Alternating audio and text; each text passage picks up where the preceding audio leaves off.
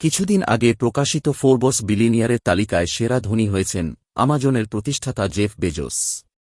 ১৩১ billion ১৩,১০০ কোটি dollar সম্পদের মালিক me. Bezos আধুনিক সময়ের সেরা ধনী। তবে সর্বকালের সেরা ধনীর সম্পদের কাছাকাছিও তিনি নেই।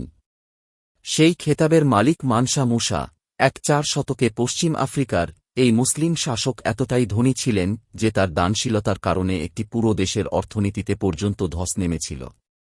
মুসার সম্পদের যে শ্বাসরুদ্ধকর বর্ণনা পাওয়া যায় তাতে আসলে তিনি যে কতটা সম্পদশালী এবং ক্ষমতাশালী ছিলেন তা ধারণা করাও কঠিন। কারও পক্ষে যতটা বর্ণনা করা সম্ভব তার চেয়েও ধনী ছিলেন মানসা মুসা। 2015 সালে মানি.কমের জন্য লেখেন জ্যাক ডেভিডসন। 2012 সালে একটি মার্কিন ওয়েবসাইট সেলিব্রিটি নেট তাঁর মোট সম্পদের মূল্য 400,000 কোটি ডলার বলে একটি ধারণা দেয়। তবে অর্থনীতির ইতিহাসবিদরা একমত যে সংখ্যা দিয়ে তাঁর সম্পদের কোন সঠিক ধারণা দেয়া একরকম অসম্ভব। 1280 সালে একটি শাসক পরিবারেই জন্ম মানসা মুসার। তিনি ক্ষমতায় আসার আগে মালি সাম্রাজ্যের শাসক ছিলেন তাঁর ভাই মানসা আবু বকর।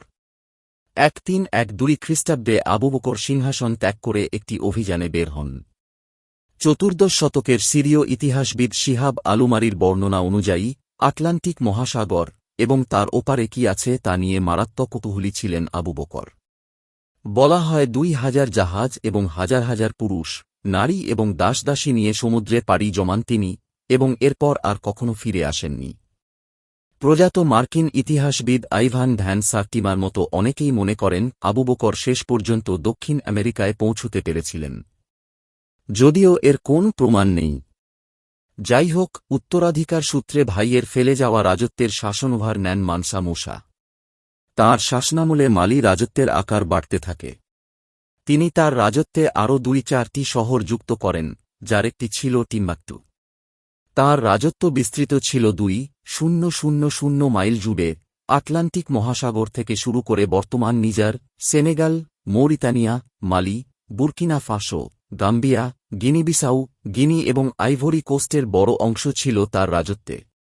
এই বিশাল সাম্রাজ্যের সাথে তাঁর আয়ত্তে আসে মূল্যবান খনিজ সম্পদ, বিশেষ করে স্বর্ণ এবং লবণ। ব্রিটিশ মিউজিয়ামের হিসেবে মানসা মুসার শাসনামলে তৎকালীন বিশ্বে যে পরিমাণ স্বর্ণের মজুদ ছিল তার অর্ধেকই ছিল মালিতে, আর তার সবটারই মালিক ছিলেন মানসা মুসা। শাসক হিসেবে মধ্যযুগের সবচেয়ে মূল্যবান সম্পত্তির প্রায় অফুরান যোগান ছিল মানসা মুসার। বিবিসিকে বলেন ক্যাথলিন বিকফোর্ড বার্জক, নর্থওয়েস্টার্ন বিশ্ববিদ্যালয়ে আফ্রিকা বিষয়ক বিশেষজ্ঞ।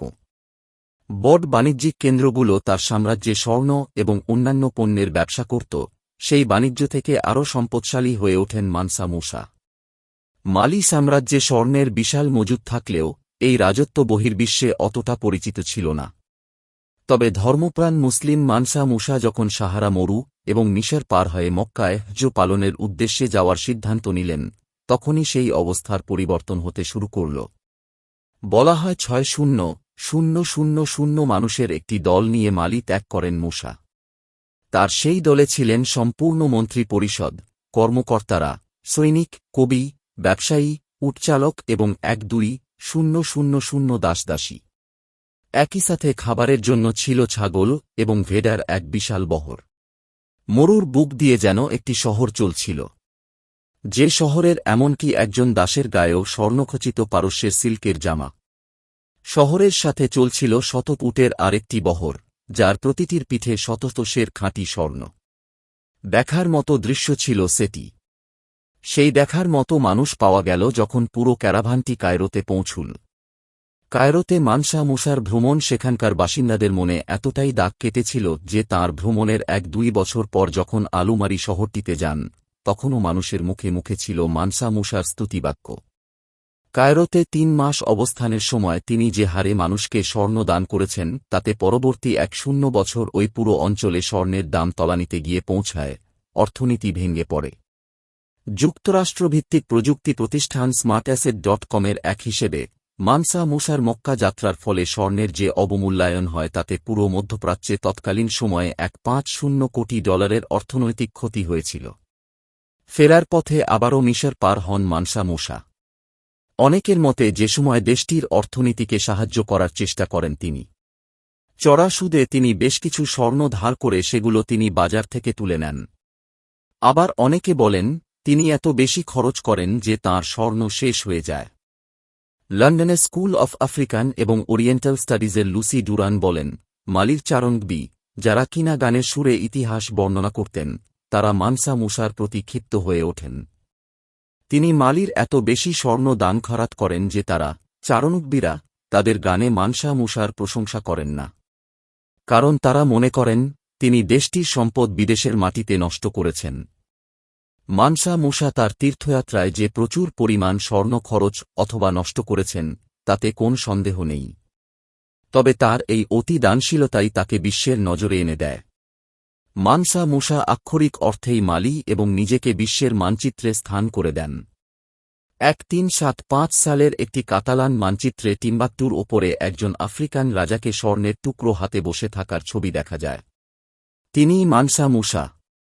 দূর দূরান্ত থেকে মানুষজন টিম্বাকটু দেখতে আসা শুরু করেন। 19 শতকেও টিম্বাকটু ছিল কিংবদন্তির হারিয়ে যাওয়া এক স্বর্ণের শহর। ভাগ্যান্বেষণে ইউরোপ থেকেও পরিব্রাজকেরা খোঁজ করতেন এই টিম্বাকটুর। আর এর পেছনে মূল কারণটি ছিল 500 বছর আগে মানসা মুসার সেই শাসনামল। মক্কা থেকে বেশ কয়েকজন ইসলামী চিন্তাবিদকে সাথে নিয়ে আসেন মানসা মুসা, যাদের মধ্যে ছিলেন নবী মুহাম্মদের সরাসরি বংশধর এবং একজন আন্দালুসিয়ান কবি ও স্থপতি আবু এসহক এসসাহেলি, যাকে কিনা বিখ্যাত জিঙ্গারেবার মসজিদের নকশাকার হিসেবে ধারণা করা হয়।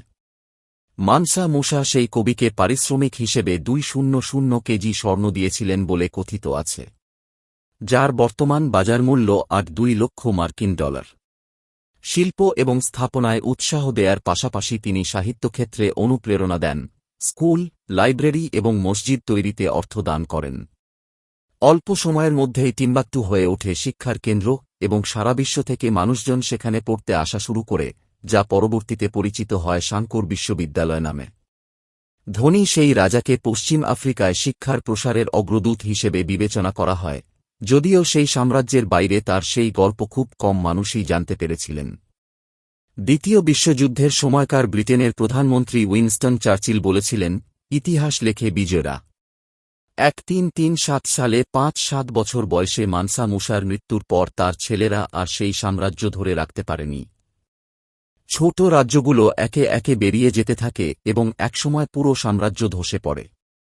পরবর্তীতে ইউরোপীয়দের আফ্রিকায় উপনিবেশ স্থাপন ছিল প্রতাপশালী সম্রাট মানসা মুসার কফিনের শেষ পেরেক। মধ্যযুগের ইতিহাসকে এখনও অনেকটা পশ্চিমা ইতিহাস হিসেবেই দেখা হয়। মানসা মুসার কাহিনী কেন একটা প্রচারিত নয় তার ব্যাখ্যা দিতে গিয়ে বলেন ব্লক মিউজিয়ামের পরিচালক লিসা কোরিন গ্রাজিও। কয়েক বছর পরে না এসে, মানসা মুসার সময় মালি যখন সামরিক এবং অর্থনৈতিক শক্তিতে সবার শীর্ষে ছিল, তখন যদি ইউরোপীয়রা আফ্রিকায় আসত, তাহলে হয়তো পুরো বিষয়টা অন্যরকম হতো, বলেন মিস্টার ওয়ার।